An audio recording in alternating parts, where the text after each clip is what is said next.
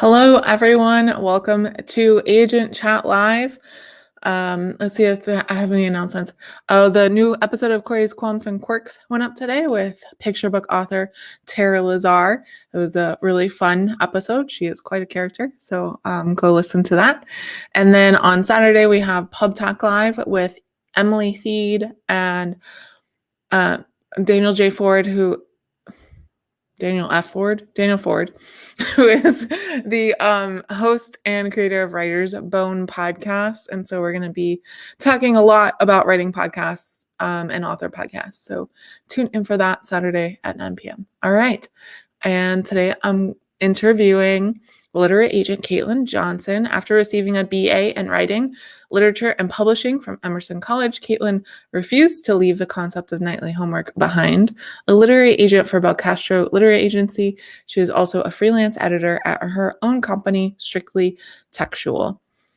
Kaitlyn started her literary journey as a copy editor for academic publisher Code Mantra, a YA editor for Accent Press, a conference assistant for Grub Street, Boston, and has been agenting since 2016. So please welcome Kaitlyn to the show. Hello. Thanks for having me. Yeah, of course. Thanks for coming. So my goal with Agent Chat Live is to help potential clients get to know agents a little bit better. And viewers are welcome to drop questions in the comments, but just a heads up that we won't be doing a couple different kinds of questions. Like I won't really ask any questions that like a Google search or any agent can answer. So things like word count or whatever.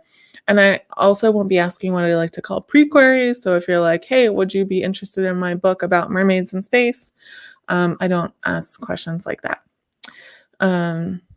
Yeah, so we'll just go ahead and get started. Hello, Karen. Hi, Jay.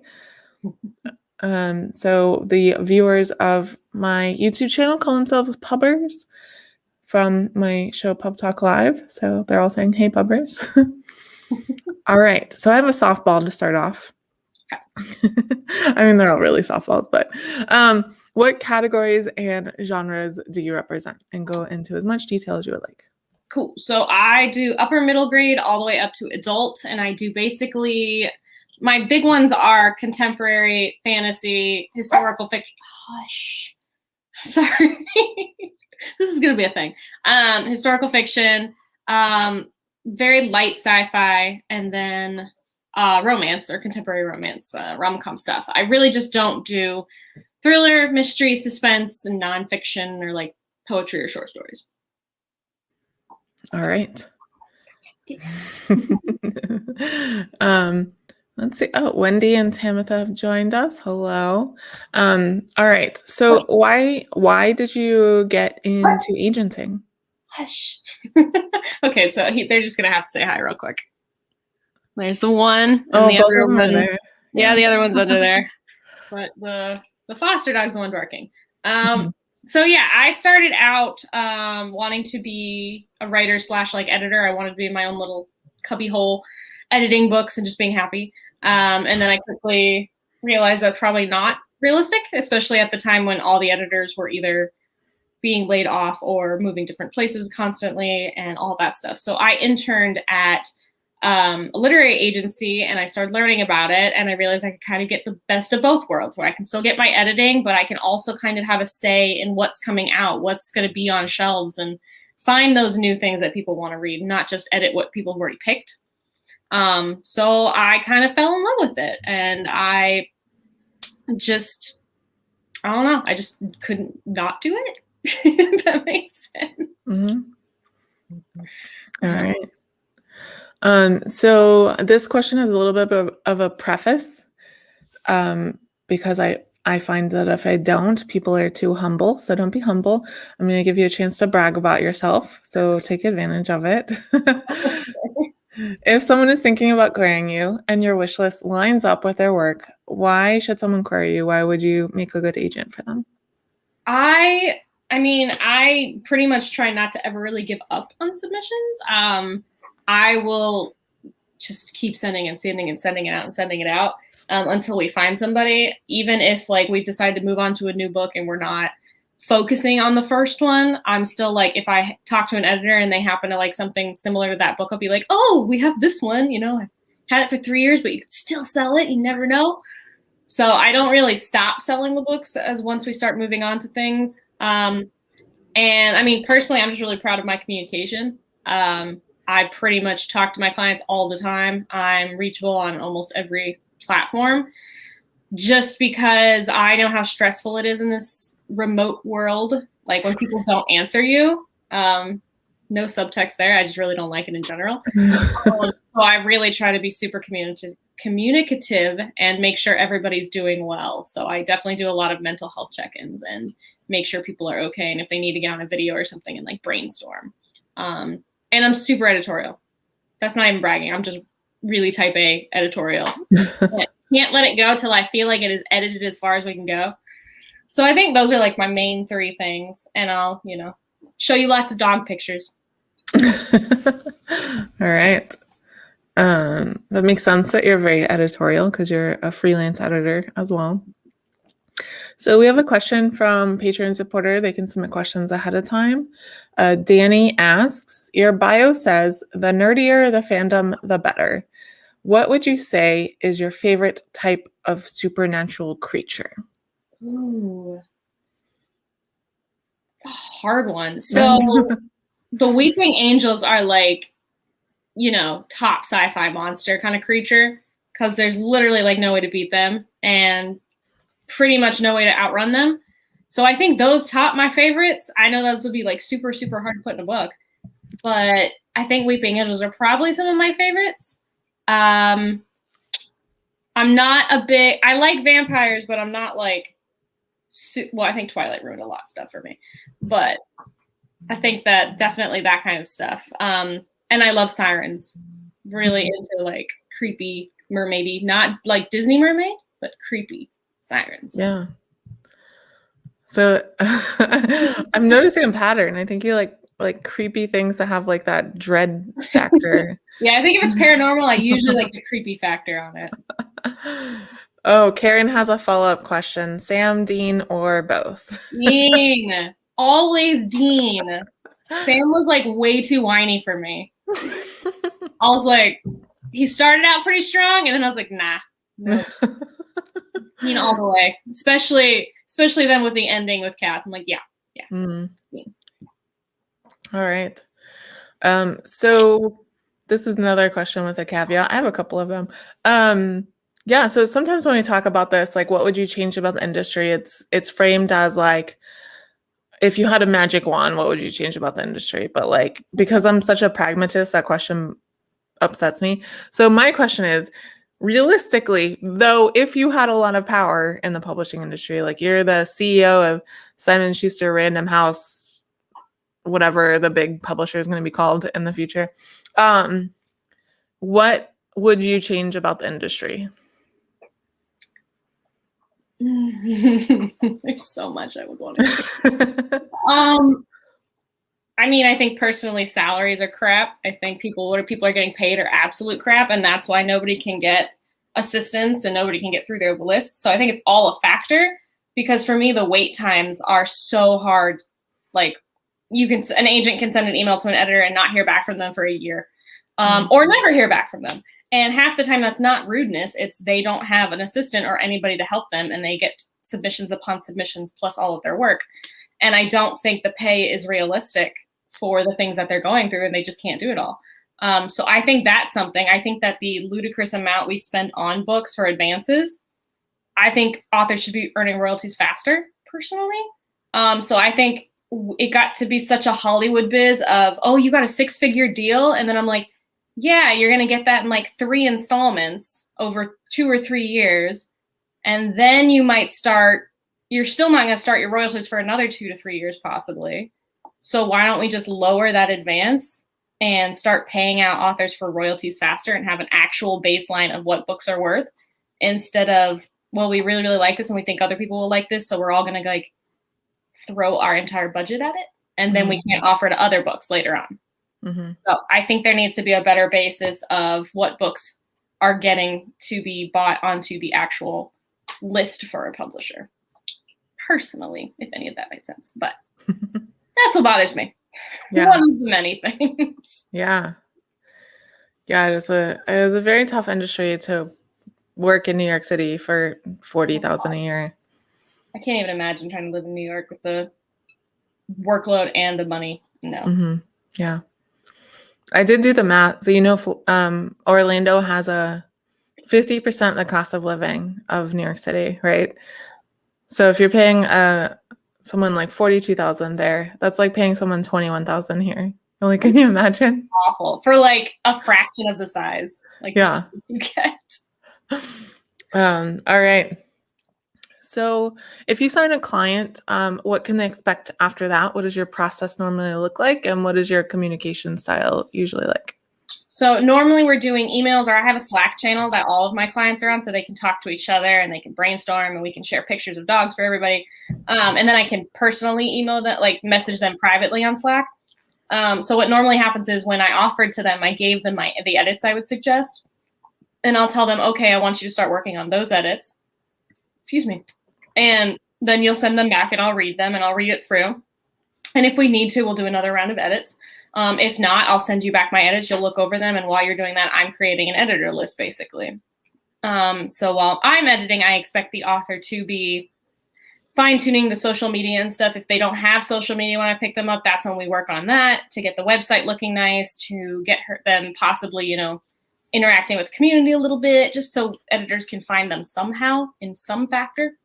And I start letting them know to think of editors or houses they really want to go to, just so that if they have a dream editor that might be a good fit, they're on the list, so that we do include that on there. But that's usually my process, is just dive right into edits, get working, and hopefully get them out on sub as soon as possible. All right.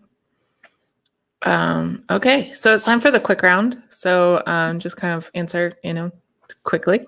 This is the last question with the prequel. So when I was trying to come up with like a name for the series, I'm terrible at coming up with names and titles and that kind of thing. So I asked the Patreon for suggestions, and Danny had suggested Snack Time with an Agent, which I really liked because I thought it was like, casual, like I wanted. But then I also was worried that it would imply it was like kidlit only. Oh, I get that. Okay. So this question basically came from that. I didn't go with that. It's AgentChat Live, but this question came from that. So the question is, what is your favorite snack? I like salt and vinegar chips a lot. A lot. It's good. Yeah. What is your preferred caffeine source? Coffee. Black coffee. It's gotta be, like, I can't do creamer and stuff like that. Oh, wow. What is there a word that you irrationally hate?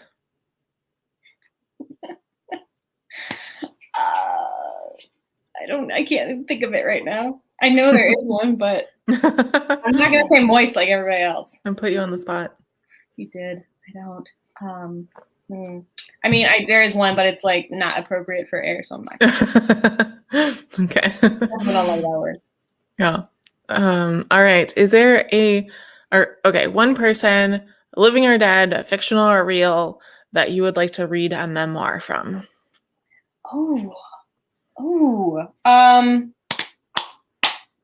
Amelia Earhart. Oh, that's a good one. Yeah, that's a really I have good a client who's doing a graphic novel on her right now, and I'm like, I would love for her to like just divulge everything to us. Yeah, that would be really cool. All right. And last quick round question. Who is your favorite superhero? Buffy. Nice. All right. We have another question from Patreon supporter Danny. Being a conference assistant for Grub Street, Boston, what are your favorite places to eat when you're in Boston? So we always went to Rock Bottom, which is like around the corner from where Grub used to be. They just moved to the Seaport, and I haven't seen the new space yet, and I can't wait to see it. But Rock Bottom is basically just like a brew, fried food, beer place. Mm. But there was a place out in, I can't remember, I can't remember the neighborhood I was living in. But they're out by my old place where it was literally across the street. We could walk to it from out the door. And it was this pizza and wings place. And it was called Rock City. And it's so good. So freaking good. Like, I don't know what this dude was doing. His little small business, personal owned thing. And I'm like, every time we go, I want to go back and we haven't been able to yet. So that was my favorite, was Rock City. What style pizza was it? Well, there was the Buffalo Ranch chicken pizza. Oh, okay. But like New York style? Oh, like... no, I don't know. I don't know what I would like call it. It wasn't deep dish or like thick, and I don't like red sauce, tomato sauce. So we would always get like the ranch or the barbecue or something. So but it was like goopy and cheesy and just yeah. So we've been joking for a long time that my next spinoff is going to be called Pizza Talk Live, where I just like go to pizza with authors and talk to them. Yes, because I love pizza so much. You'll have that new Netflix show instead of Jerry Seinfeld with coffee. That's what I said. Yeah, they're like, you should do it. I'm like, no, this is like something I need, like the Food Network to like sponsor the show. Like, I'm not traveling all over by myself on my own dime. And also like recording audio in a pizza place. I don't have the skills for that. That sounds like a nightmare. But you reminded me, there was like this pizza place in St. Louis. My roommate took me. Her name was Kaitlyn. That was funny. And she was like, you have to go to this pizza place. It's so good, blah, blah, blah, right? And she's driving, and it's like in this neighborhood, like just full on neighborhood. Like there are no shops. There's nothing. There's not even a gas station. It's a neighborhood, right? And I'm like, what is this place? And we go around the back of what looks like a house into the basement, but it's just it's a restaurant. It just happens. I don't know. Maybe they got like grandfathered in on zoning or something, but it's this restaurant in a basement. And there's like, it looks like a dive bar. Like there's not a lot of room. It was an old easy. There's a shuffleboard table, in the Midwest, shuffleboard tables are everywhere, right? And we ordered, and it took like an hour to get our pizza, and it's Chicago style, so it's like the super thick. I call it cheese pie because that's what it is. It's like a pie that has cheese in it. And it was really good. It was really, really good. I went there a lot. An hour. Yeah. Well, because it takes longer to cook the Chicago style one. Yeah. Anyway, that was your mini Pizza Talk Live. There we go. All right. So I don't ask a lot of like querying advice questions, but this is the one querying advice question. What is your single best query letter tip? Oh, for shush.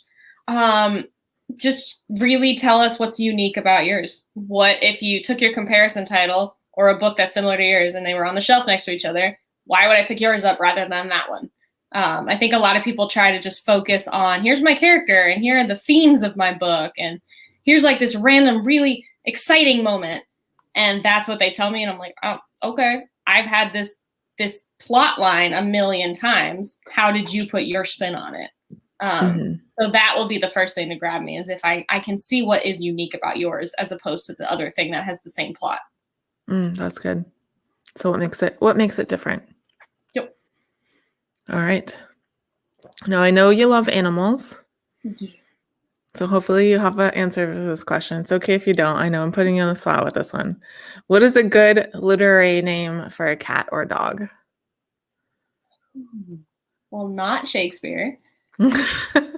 That's just way too overdone. Byron would be a good one. Oh, yeah. I think Byron would be good. Mm-hmm. Can't think of another one, so I'm going to go with Byron. Okay, that's good. That's Especially Black Cat. Like we were talking about black cats earlier. Yeah. I'll pick a name for a cat. All right. What is your favorite thing about being a literary agent?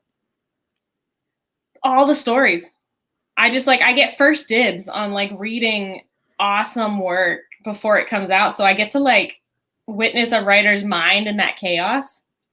And I think brainstorming and editing through a book before it's actually gone to a publisher is so much fun. I mean, obviously it's not always fun because it's like pulling teeth sometimes and nobody likes to tell you, well, this part doesn't work. But I don't know, there's just something about finding these stories that are so raw and fresh. I think that's my favorite part. And randomly meeting my clients when they happen to be in town, since I like haven't met any of them. Yeah. Those are good days. Yeah, people travel to our area more often than a lot of other areas. So I know. I'm like, I have the potential of meeting my clients. This is different. Yeah, I actually met my agent when she came to town too. I'm seeing a client on Sunday. I think they came to Disney. All right. What are the last couple of books that you that you read and really enjoyed? I read Small Spaces, the middle grade, which was pretty good. I'm going to read Doll Bones next to compare because they're both middle grade horror. I read. It's probably on the shelf somewhere behind me. I read Cemetery Boys, obviously, which was amazing. There's little gaps between all the stuff I read, so then I forget what I read. Yeah. They should be sitting right here, and I can't see them. I want to read Hollow Spaces too. But I don't want to think. Oh, I reread. It's kind of cheating, but it's my client's book. But I reread May the Best Man Win by because I wanted to see the finished product. Because some things did get changed in editing and stuff, and I had never read the newest version. So I reread that on my vacation a couple months back. So those are the most 3 recent. Yeah. Nice. Whenever you are on the call, I feel like you have to say that with capital letters. Yep. With a client, are there any questions that you wish writers would ask you more? Yeah, they should ask communication style, hands down, because I'm going to stress it all the time. They should ask what the feedback style is, like if we're tough love, if we're compliment sandwich. And they should always ask if there's a contract, for one. Some people forget, like, if there's no contract, why are you doing this? There should always be a contract. And I wish some would ask about the levels of your list, I think, because I get a lot of people who ask me how many clients I have. And it's a hard question just because I have shifting around about 21, I think, right now. But there's a difference between like active clients, writing clients, and then dormant clients. Because I'm not really at a place in my career right now where I believe in dropping clients just because they're not pumping out a book a year for me. So I have clients who like haven't given me a new book in like 2 years because they're still writing, or life happened, or pandemic happened. So sometimes I think that's a good thing to discuss, just because it's not about just saying how many clients do you have? Oh, you have 20 clients. You're not gonna have time for me. Bye-bye. Like, that's not a good factor of how an agent works, basically. Because like at any one time we can have all or none of our clients on submission, or like usually I have lately about 9 or 10 on submission because others are writing.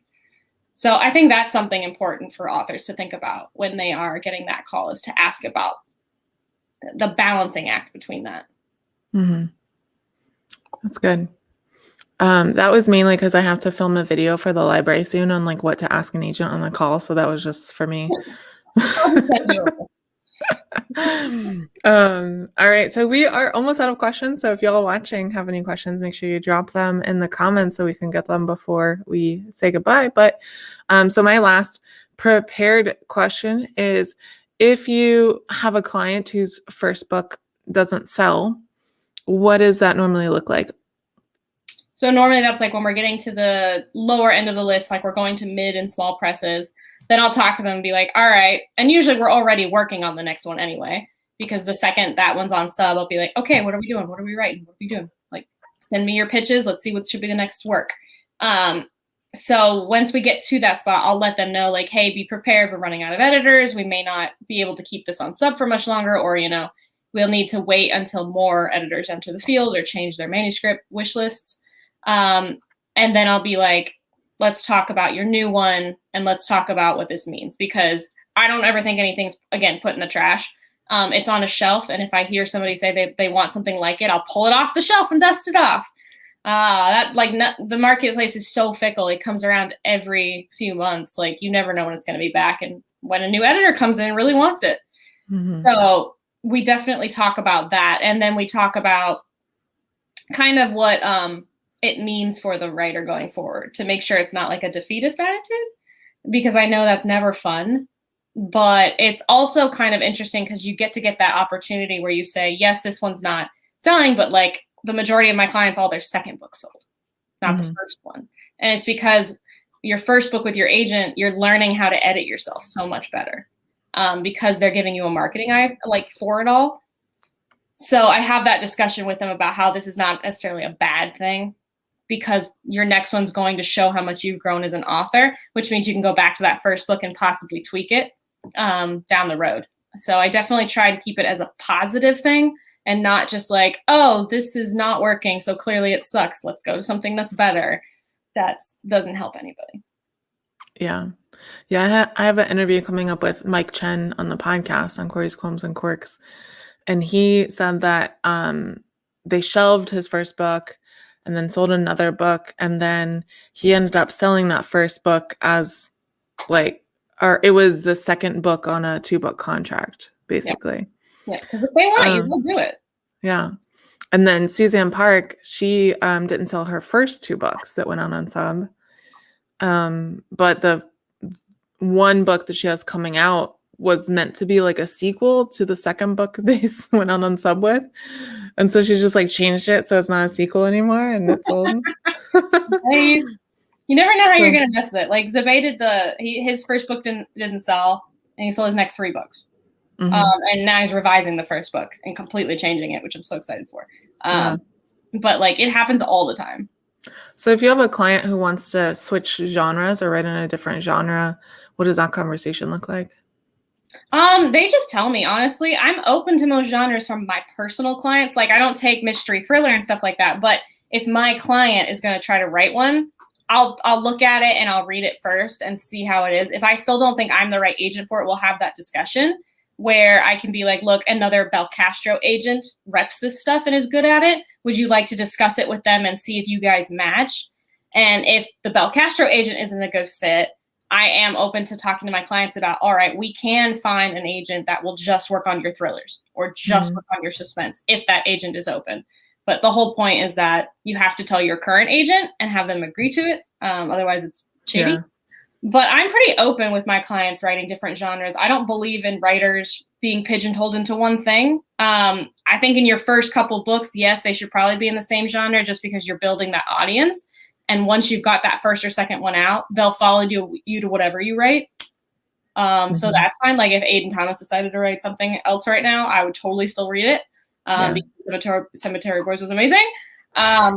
So I am totally open to my clients doing that. And most of my clients write in different genres. I think I have like a couple who stick to only the one thing because, that's what they love. But yeah, I'm pretty flexible with a lot of it. Yeah. Cool. I was going to say something, but I was just listening and then I forgot. Okay. Karen said, Kaitlyn, I've been wanting to thank you for years. You were the only agent who personalized a query rejection for me. It was tough love, but it got me thinking, and I really still do that. Oh, well, you're welcome. I try to do feedback when possible. Like especially if I really notice something that I'm like, I can say something that could really help here. So I really tried to give that feedback. So I'm really happy that it did help you move forward. I'm always worried that it's going to be taken the wrong way. Yeah. Tim said, I signed a publishing deal for my second book yesterday, and the publisher is interested in my first book. Congrats. Yeah. All right. All right. So before we say goodbye, Kaitlyn, do you have any last words of wisdom for any writers? Just keep going. I know it's like super difficult. It's so difficult. Yeah. Especially with pandemic and like the world exploding right now. But just keep going and try not to write to trends or anything. Write the book of your heart, because eventually the market's going to be looking for it. Even if it's not right now, by the time you finish the book, it might be. So try not to like only write what you think people want to see or what you like. you think it's the stuff you want to write isn't good enough, write what you want to write. Because otherwise you're not going to enjoy your career anyway. And hopefully I'll be open to queries in October again. That is the goal. I got a lot of partials done today. Yeah. So hopefully I'll be open pretty soon. All right, cool. I did see today, by the way, that Saritza Hernandez is open to queries again. So she was actually the first Agent Chat Live guest. So you can go watch that and query her. So y'all should query her because she's amazing. Yeah. All right. That is everything. Thank you all so much for watching, whether you're watching live or watching the replay or listening to the podcast version.